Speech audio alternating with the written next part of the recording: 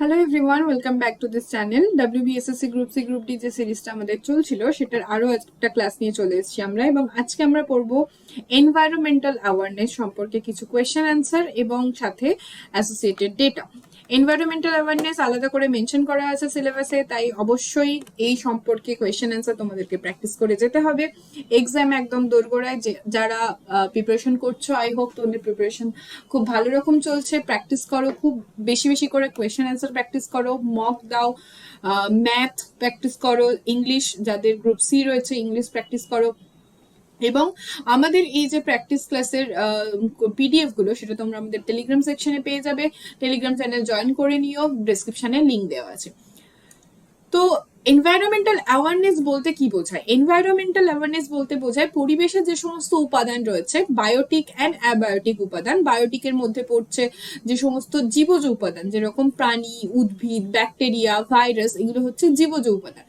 যদিও ভাইরাসকে জীব এবং জ্বরের মধ্যবর্তী পর্যায়ের বস্তু বলা হয়, কিন্তু স্টিল আমরা ভাইরাসকে বায়োটিক কম্পোনেন্টের মধ্যেই রাখবো। আর অ্যাবায়োটিক কম্পোনেন্টের মধ্যে পড়ছে বায়ু, জল, মাটি, এইগুলো।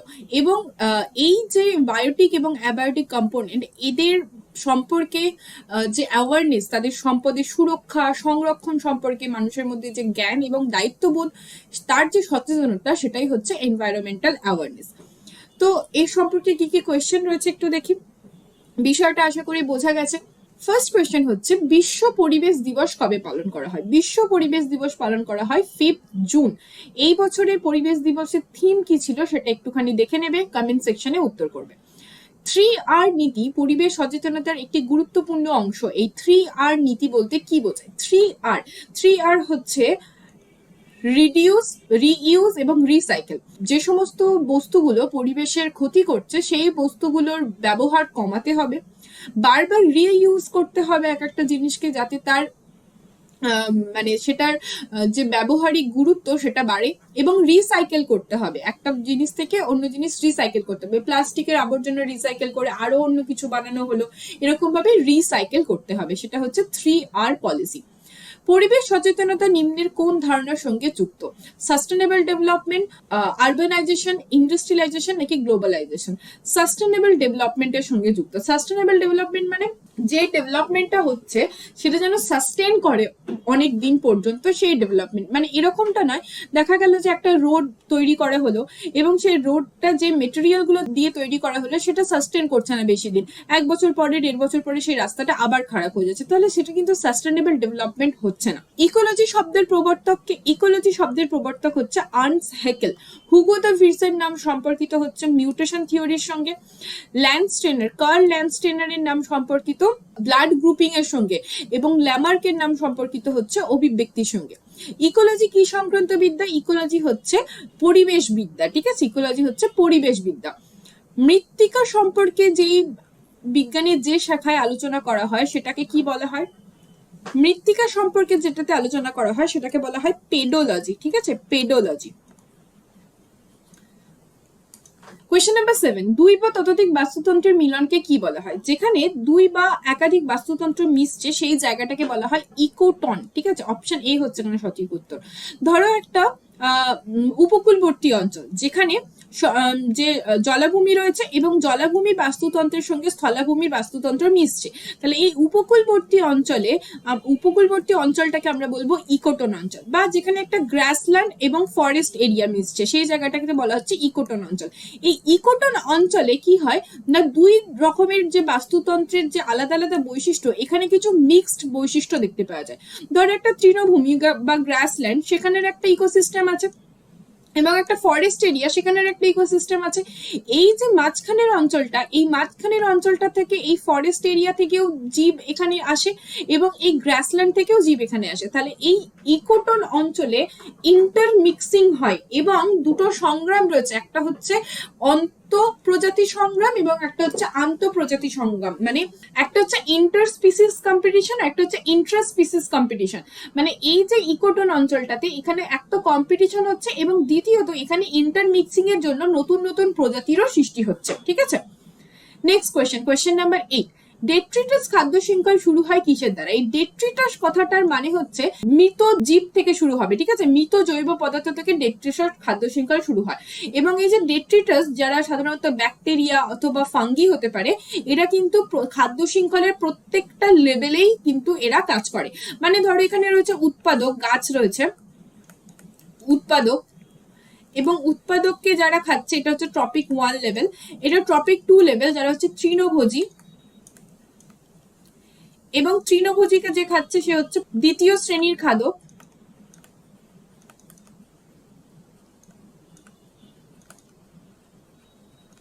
তৃণভোজীকেই আমরা প্রথম শ্রেণীর খাদক বলে থাকি।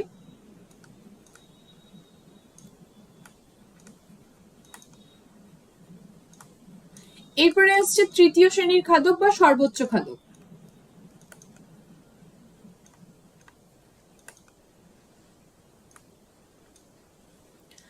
তো এখানে এই যে ডেট্রিটাস যারা রয়েছে তারা কিন্তু যখন উৎপাদক মারা যাচ্ছে তখন তার উপরেও কাজ করছে, প্রথম শ্রেণীর খাদকের উপরেও কাজ করছে, দ্বিতীয় শ্রেণীর খাদকের উপরেও কাজ করছে, তৃতীয় শ্রেণীর খাদকের উপরেও কাজ করছে।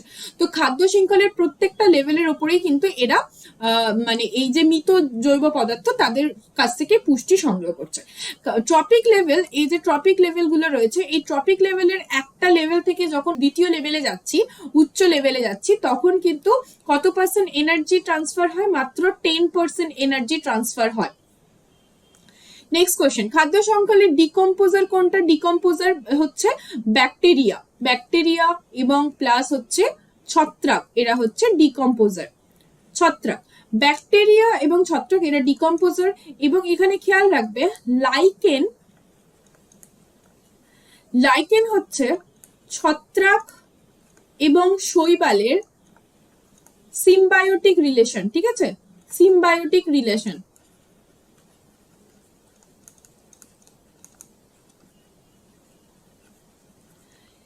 এখানে শৈবাল খাবার উৎপন্ন করে এবং ছত্রাক হচ্ছে মানে শৈবাল এবং ছত্রাক একসাথে কোরিলেশনের মধ্যে থাকছে। এবং লাইকেন যখন বায়োলজিক্যাল সাকসেশন হচ্ছে,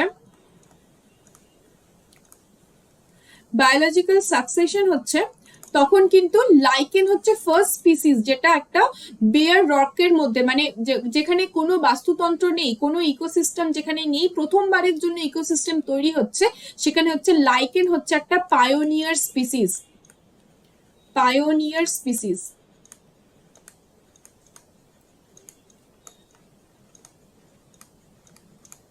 ওকে, নেক্সট কোয়েশ্চেন, কোয়েশ্চেন নাম্বার 10, বায়ু দূষণের জন্য দায়ী একটি গ্যাস কোনটা? বায়ু দূষণের জন্য দায়ী হচ্ছে কার্বন ডাইঅক্সাইড। ওকে, কার্বন ডাইঅক্সাইড। খেয়াল রাখবে কার্বন মনোক্সাইড এটা কিন্তু গ্রিন হাউস গ্যাস নয়।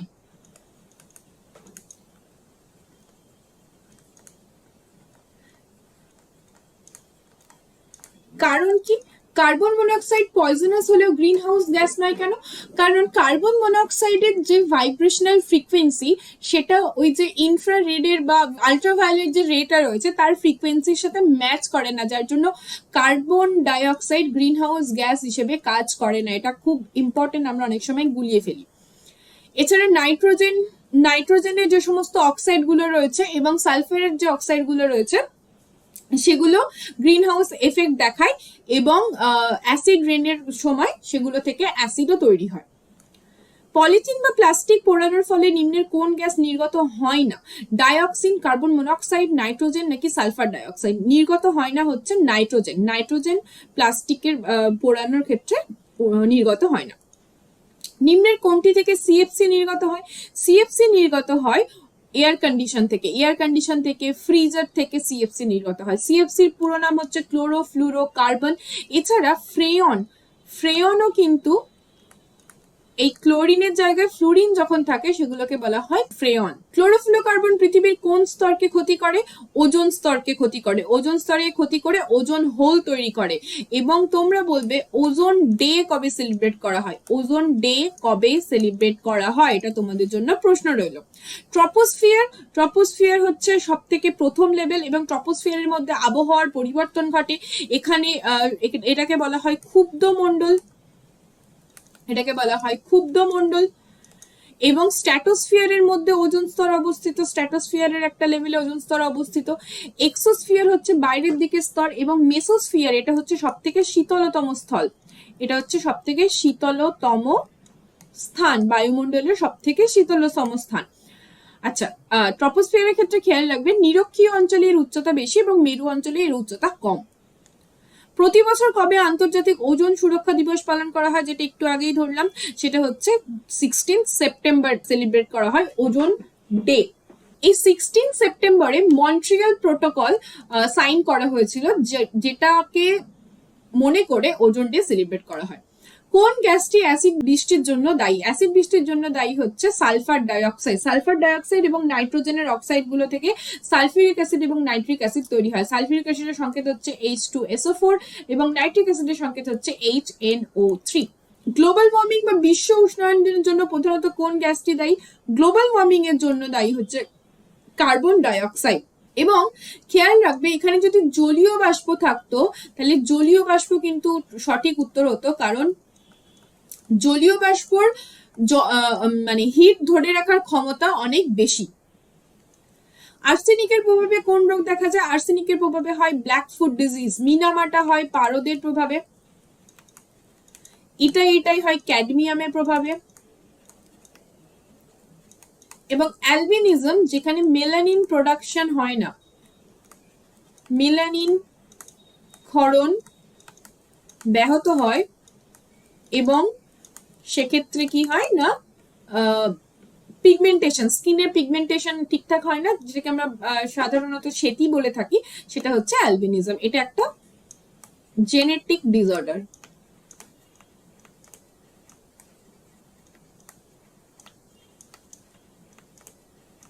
ফ্লুরাইডের প্রভাবে কি হয়? ফ্লুরাইডের প্রভাবে হয় ফ্লুরোসিস। ফ্লুরোসিস। সিমেন্ট কারখানার লোকেদের বা পাথর খাদানের, সিমেন্ট কারখানা বা পাথর খাদানের শ্রমিকদের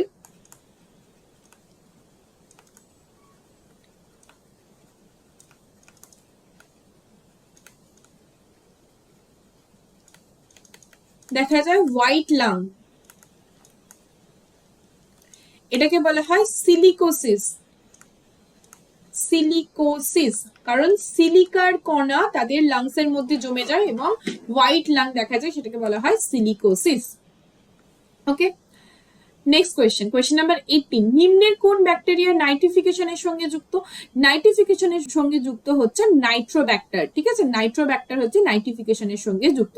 সেরকম ভাবে ডিনাইট্রিফাইং ব্যাকটেরিয়ার একটা নাম বলো। ডিনাইট্রিফাইং ব্যাকটেরিয়া,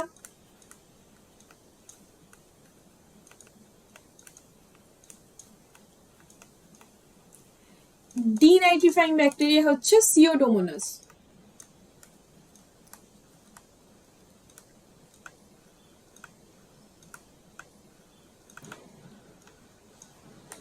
এবং রাইজোবিয়াম, এরা হচ্ছে শিম্বগোত্রীয় উদ্ভিদের মূলে বসবাস করে এবং এরা নাইট্রোজেন ফিক্সেশন করতে পারে। ইউট্রিফিকেশনের প্রধান উপাদান কি? ইউট্রিফিকেশনের প্রধান উপাদান হচ্ছে নাইট্রোজেন এবং ফসফরাস। ইউট্রিফিকেশন বা এটাকে কি বলা হয়? ইউট্রিফিকেশনের ফলে হয় অ্যালগাল ব্লুম। Algal Bloom.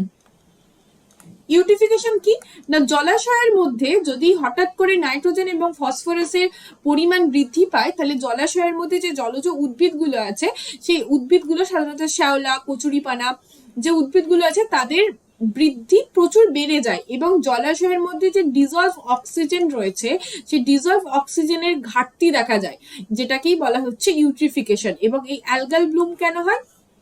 এবার এই যে ডিজলভ অক্সিজেনটা, এই ডিজলভ অক্সিজেন থেকে যে জু প্ল্যাঙ্কটন এবং ফাইটোপ্ল্যাঙ্কটন যারা আছে তারা অক্সিজেন নিচ্ছে। জু প্ল্যাঙ্কটন মানে হচ্ছে যে, জু প্ল্যাঙ্কটন মানে হচ্ছে যে প্রাণীগুলো রয়েছে, আর ফাইটোপ্ল্যাঙ্কটন মানে যে উদ্ভিদগুলো রয়েছে। ঠিক আছে। এরা তো এই যে ডিজলভ অক্সিজেন, জলের মধ্যে যে অক্সিজেনটা দ্রবীভূত অবস্থায় আছে সেটা থেকেই অক্সিজেন নিচ্ছে এবং শ্বাসকার্য চালাচ্ছে। এবার হঠাৎ করে যদি মানে অনেক উদ্ভিদ শৈবাল বেড়ে যায় জলাশয়ের ওপরে ভাগে, তাহলে এই ডিজলভ অক্সিজেনের ঘাটতি দেখা যাবে, এবং যার ফলে এই যে নিচের যে প্রাণী রয়েছে এবং উদ্ভিদ রয়েছে এরা মারা যাবে, এবং এরা মারা গেলে এদের ডিকম্পোজিশনের জন্য অক্সিজেন দরকার হবে। তো এই ডিজলভ অক্সিজেনের পরিমাণ অনেক যেটা ডিজলভ অক্সিজেন যেটা থাকে সেটাতে অনেক ঘাটতি দেখা যায়, যতটা পরিমাণ লাগে ততটা পরিমাণ থাকে না। তার জন্য কি হয়, অ্যালগাল ব্লুম তৈরি হয়, কার্বন ডাই অক্সাইড গুলো বেরোয়, এবং অ্যালগাল ব্লুম গুলো এরকম দেখবে যদি কোনো মানে নোংরা জলদূষণপূর্ণ কোনো পুকুর থাকে তার উপর সবুজ একটা আস্তরণ এবং তার মধ্যে বাবল বাবল ফুটতে থাকে, সেটাই হচ্ছে অ্যালগাল ব্লুম। এখানে দুটো টার্ম মনে রাখবে, বিওডি আর সিওডি। বিওডি হচ্ছে বায়োলজিক্যাল অক্সিজেন ডিমান্ড, সিওডি হচ্ছে chemical oxygen demand. Biological oxygen demand মানে ডিজলভ অক্সিজেন থেকে যেই পরিমাণ অক্সিজেনটা এই যে প্রাণী এবং উদ্ভিদের জন্য প্রয়োজন সেটা হচ্ছে বায়োলজিক্যাল অক্সিজেন ডিমান্ড, এবং কেমিক্যাল অক্সিজেন ডিমান্ড হচ্ছে যে অজৈব পদার্থগুলো রয়েছে তাদের অক্সিডেশনের জন্য যে অক্সিজেনটা লাগছে সেটা হচ্ছে chemical oxygen demand. Next question, ডিডিটির পুরো কথা কি? ডিডিটির পুরো কথা হচ্ছে ডাইক্লোরো ডাইফেনল টাইক্লোরো ইথেন। ঠিক আছে, অপশন এ হচ্ছে সঠিক উত্তর। বায়োডাইভার্সিটি বা জীব বৈচিত্র্য শব্দটি প্রথম কে প্রবর্তন করেন? বায়োডাইভার্সিটি বা জীব বৈচিত্র্য শব্দটি প্রবর্তন করেন ওয়াল্টার জি রোজেন। ঠিক আছে, অপশন এ হচ্ছে এখানে সঠিক উত্তর। ওয়াটসন এবং ক্রিক ডিএনএ এর যে ডাবল হেলিক্যাল স্ট্রাকচার রয়েছে সেটা দিয়েছিলেন। এবং এই যে বায়োডাইভার্সিটি কথাটার অর্থ কি? যে কত রকমের জীবের প্রাচুর্যতা রয়েছে সেইটাকেই বলা হচ্ছে জীব বৈচিত্র্য বা বায়োডাইভার্সিটি। বন সংরক্ষণ আইন কত সালে প্রণয়ন করা হয়? বন সংরক্ষণ আইন প্রণয়ন করা হয় 1980 খ্রিস্টাব্দে। ভারতের বন্যপ্রাণী সুরক্ষা আইন বা ওয়াইল্ড লাইফ প্রোটেকশন অ্যাক্ট কত সালে প্রণয়ন করা হয়? এটা হচ্ছে 1972 সালে। এখানে খেয়াল রাখবে প্রজেক্ট টাইগার কবে লঞ্চ করা হয়? প্রজেক্ট টাইগার লঞ্চ করা হয় 1973 তে, এবং প্রজেক্ট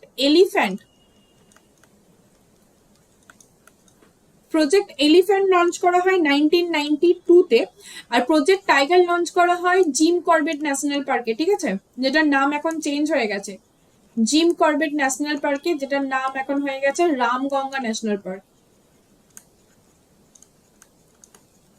এর আগে নাম ছিল Hailey national park. Project snow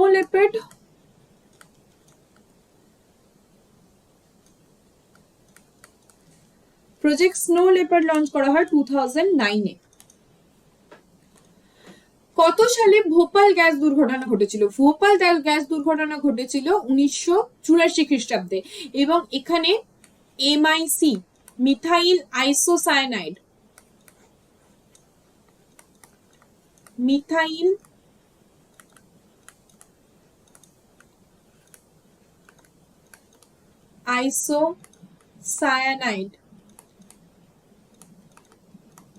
এই গ্যাসটার লিকেজ হয়েছিল এবং অনেক মানুষ তো ঘুমের মধ্যেই মারা গেছিল। এবং যে কোম্পানিটাতে গ্যাস দুর্ঘটনা ঘটেছিল সেটা হচ্ছে ইউনিয়ন কার্বাইড।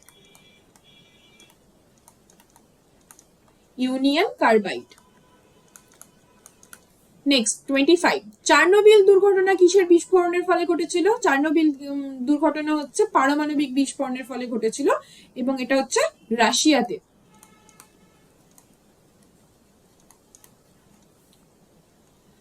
সুন্দরলাল বহুগুণা কোন আন্দোলনের সঙ্গে যুক্ত? সুন্দরলাল বহুগুণা যুক্ত হচ্ছে চিপকো আন্দোলনের সঙ্গে, যেটা উত্তরাখণ্ডের গাড়োয়াল রিজিয়নে,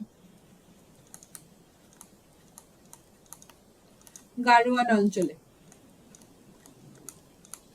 সাইলেন্ট ভ্যালি কোথায়? সাইলেন্ট ভ্যালি হচ্ছে কেরালাতে।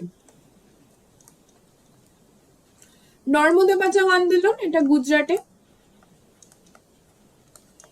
নেক্সট কোয়েশ্চেন 27, চিপকো আন্দোলন কোন রাজ্যে শুরু হয়েছিল? চিপকো আন্দোলন শুরু হয়েছিল উত্তরপ্রদেশ। এটা অ্যাকচুয়ালি উত্তরাখণ্ড, তখন ওটা উত্তরপ্রদেশই ছিল। নিম্নের কোনটি ইনসিটু সংরক্ষণের উদাহরণ নয়? ইনসিটু সংরক্ষণ মানে কোনো প্রাণীকে বা উদ্ভিদকে তার নিজস্ব জায়গাতে সংরক্ষণ করা হচ্ছে। তাহলে এখানে জাতীয় উদ্যান, বন্যপ্রাণী অভয়ারণ্য, জীব জগৎ সংরক্ষণ নাকি বোটানিক্যাল গার্ডেন? কোনটা ইনসিটু সংরক্ষণ নয়? বোটানিক্যাল গার্ডেন হচ্ছে এক্সিটু সংরক্ষণ। বোটানিক্যাল গার্ডেনে বিভিন্ন জায়গা থেকে গাছ এনে সেখানে রাখা হয়, তাহলে বোটানিক্যাল গার্ডেন হচ্ছে এখানে এক্সিটু সংরক্ষণ। আইসিবিএন এর পুরো নাম কি? আইসিবিএন এর পুরো নাম হচ্ছে ইন্টারন্যাশনাল কোড অফ বোটানিক্যাল নোমেনক্লিচার।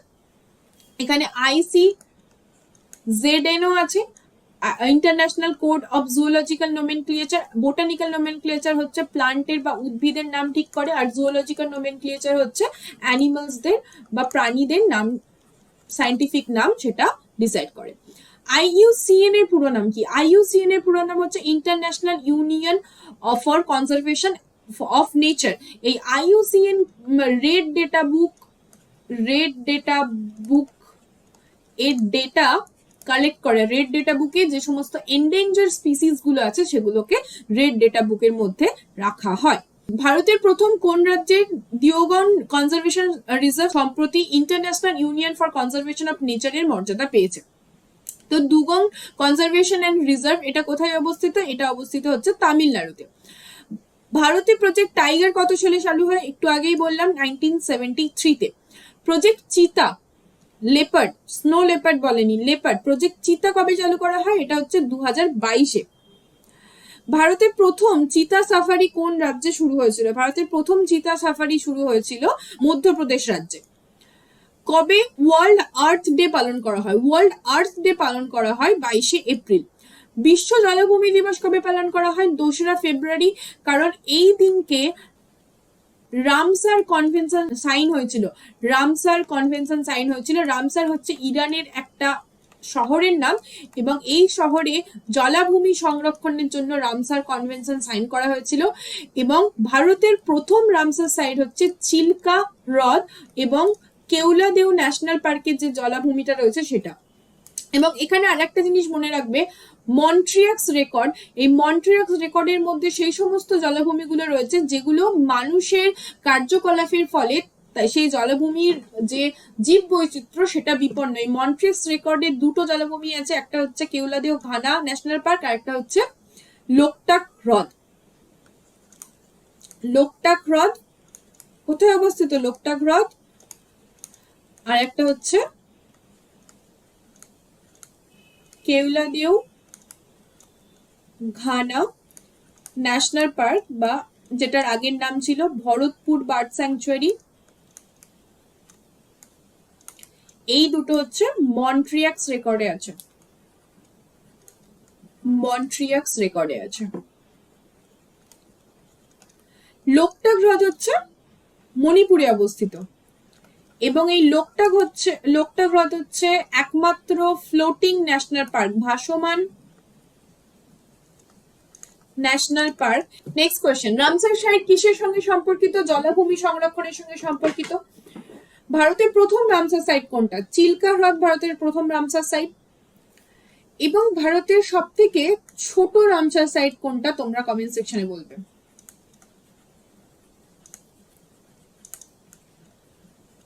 ওকে, পশ্চিমবঙ্গে রয়েছে সুন্দরবন ও পূর্ব কলকাতা জলাভূমি। পূর্ব কলকাতা জলাভূমি। পৃথিবীতে সব থেকে বেশি রামসার সাইট আছে ইউকেতে, আর ভারতবর্ষে সব থেকে বেশি রামসার সাইট আছে তামিলনাড়ুতে। রিসেন্টলি দুটো জলাভূমিকে রামসার সাইটের মর্যাদা দেওয়া হয়েছে। আই হোপ তোমরা কারেন্ট অ্যাফেয়ার্সে পড়েছো। যদি না পড়ে থাকো তাহলে তোমাদেরকে একটুখানি বলে দিই। একটা হচ্ছে উত্তরপ্রদেশের পাটনা বার্ড স্যাংচুয়ারি এবং গুজরাটের চারি দান জলাভূমি, যেটা সম্প্রতি রামসার সাইটের তকমা পেয়েছে। ভারতের ক্ষুদ্রতম রামসার সাইট কোনটা? এইটাই কোয়েশ্চেন দিয়েছিলাম। ভারতের ক্ষুদ্রতম রামসার সাইট হচ্ছে রেণুকা হ্রদ। ভোজ জলাভূমি এটা মধ্যপ্রদেশে অবস্থিত। লোকটাক হ্রদ মণিপুরে অবস্থিত। অষ্টমোদী জলাভূমি এটা হচ্ছে সাউথ ইন্ডিয়াতে আছে, কেরালাতে অবস্থিত। কত সালে সুন্দরবনকে বায়োস্ফিয়ার রিজার্ভ হিসেবে ঘোষণা করা হয়? বায়োস্ফিয়ার রিজার্ভ হিসেবে ঘোষণা করা হয় 1989 খ্রিস্টাব্দে। রামসার সম্মেলন কত সালে স্বাক্ষরিত হয়েছিল? রামসার সম্মেলন স্বাক্ষরিত হয়েছিল 1971 সালে। বর্তমানে ভারতের রামসার সাইটের সংখ্যা কত? বর্তমানে ভারতের রামসার সাইটের সংখ্যা হচ্ছে 96টি, ফেব্রুয়ারি 2026 এর ডেটা অনুযায়ী। শব্দের তীব্রতা মাপা হয় কোন এককে? শব্দের তীব্রতা মাপা হয় ডেসিবেলে। এবং 20 থেকে 20,000 পর্যন্ত আমাদের শোনার ক্ষমতা রয়েছে, তারপরে আমরা শুনতে পারি না। তারপরে যদি হয় সেটাকে বলা হয় হাইপারসনিক, তারপরে আছে সুপারসনিক, এবং এর নিচে যদি হয় তাহলে সেক্ষেত্রে আলট্রাসনিক। শ্বেত কয়লা কাকে বলা হয়? শ্বেত কয়লা বলা হয় জলবিদ্যুৎ শক্তিকে। পুনর্নবীকরণযোগ্য শক্তির একটি উদাহরণ কি? পুনর্নবীকরণযোগ্য শক্তির একটি উদাহরণ হলো জলবিদ্যুৎ, ঠিক আছে, যেটা আবার রিনিউ করা যায়, রিনিউয়েবল এনার্জি সোর্স।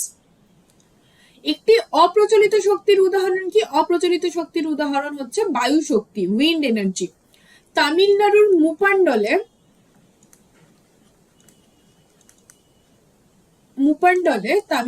মুপান্ডলে সব থেকে বড় হচ্ছে উইন্ড এনার্জি সেটা প্রডিউস হয়। নর্মদা বাঁচাও আন্দোলন কবে হয়েছিল? নর্মদা বাঁচাও আন্দোলন হয়েছিল 1985 খ্রিস্টাব্দে। প্রকৃতির আঁচল কাকে বলা হয়? প্রকৃতির আঁচল বলা হয় অরণ্যকে।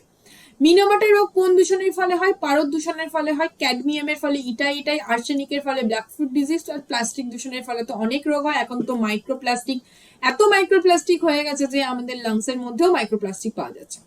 লাস্ট কোয়েশ্চেন আজকে, প্রতি বছর ইন্টারন্যাশনাল ডে অফ ফরেস্ট কবে পালন করা হয়? প্রতি বছর ইন্টারন্যাশনাল ডে অফ ফরেস্ট পালন করা হয় 21শে মার্চ।